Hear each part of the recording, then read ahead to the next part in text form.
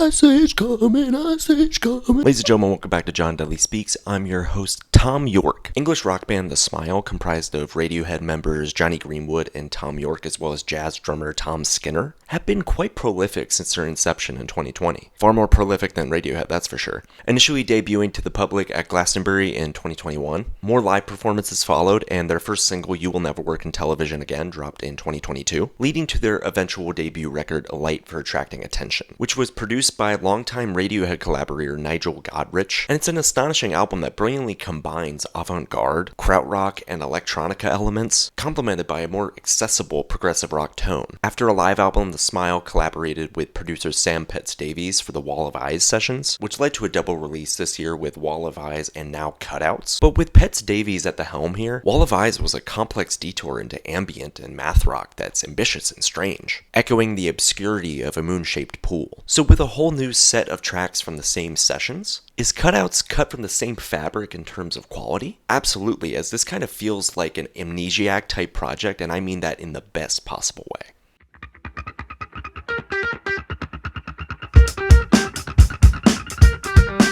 Sam Petz-Davies takes a completely different approach in terms of these 10 tracks, and though it is apparent that this is from the same Wall of Eyes sessions, it's clear that there was much more of an emphasis on looseness and off-the-cuff instrumentation for Cutouts, sparking inspiration from the krautrock-laden Kid A and the lounge rock of In Rainbows. The space found in Petz-Davies' production is enticingly minimal, providing a feel that's a lot more focused on the rock components of the Smile sound. The mix of Skinner's frenetic drum stylings and Greenwood's guitar flourishes on Zero Sum, No Words, and Eyes and Mouth is particularly raw, leveraging the laid-back atmosphere to escalate the progression into a stirring explosion. But the synth-driven touches that linger in the background and patch the instrumentals together feel tangible and full of life, especially on the opening track Foreign Spies, and on the enormously tantalizing industrialism of Don't Get Me Started. Because of that restraint and Petz-Davies' dynamic usage of layers, not shying away from stacking them and ultimately weaving them together, this might be the most finely produced The Smile record yet, and it's exclusively because of the album's overall gentle presentation.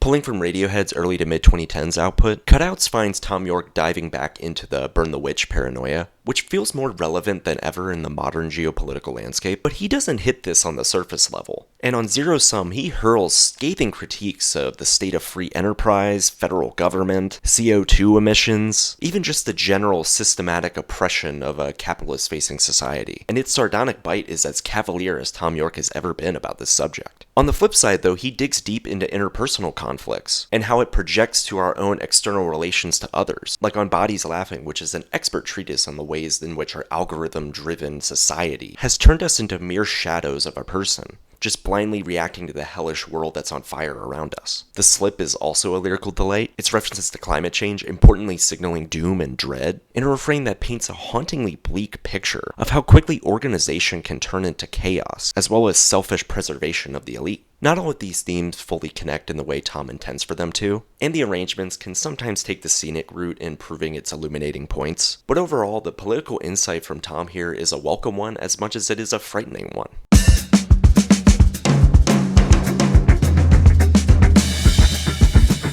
Starting off with Tom Skinner's electric drumming performance throughout this project, I couldn't help but nod my head to every single complex rhythm that he brings forward. And Jonny Greenwood does an excellent job here tempering that energy with somber guitar tones and chord progressions that verge on classical in their structure. Yet it's his forward-thinking synth passages that counteract that traditionalism with an uncompromising aplomb. Thom Yorke, though, here reminds me quite a bit of his 2019 solo record, Anima, especially in his delivery, muzzling and keeping his voice captive throughout, while letting the words ring true in his deliberately phlegmatic drawl. In tandem with the rawness of Petz-Davies' production, Yorke almost feels ethereal and light as a feather over top of the mix. And that's because of his willingness to let the instrumentals breathe, allowing the panic of the themes to set in naturally. Don't Get Me Started and Bodies Laughing are a couple of his best performances here, and while there are tracks where I could have used some more energy from him vocally, it's hard to argue that a project with a song like Tiptoe or The Slip, which features some of Yorke's iciest vocals in a long time, is at all blandly executed, because it's just the opposite.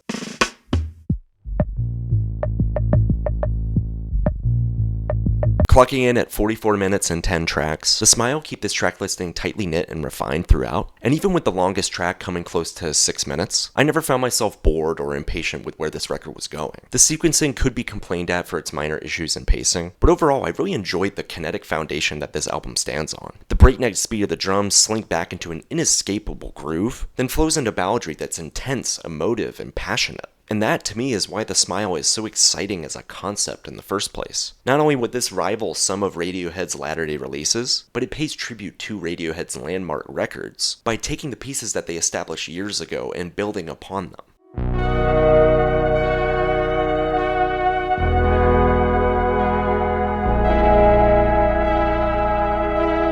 This is an excellent album front to back and is one of the best alternative records of 2024. And because of the bigger emphasis on rock that I'm a lot more partial to, I'd have to say this is a stronger set of tracks than Wall of Eyes. Yet I think that this just tells us that these three have a lot to say and there's nothing that's going to slow them down. But hey, that's just my perspective. If you're a fan of The Smile, this just might be their best effort yet. And if you're in search of a jazz-tinged krautrock odyssey of post-COVID inquisitions into societal collapse, you gotta check this one out. Alright, that's all I got. Bye!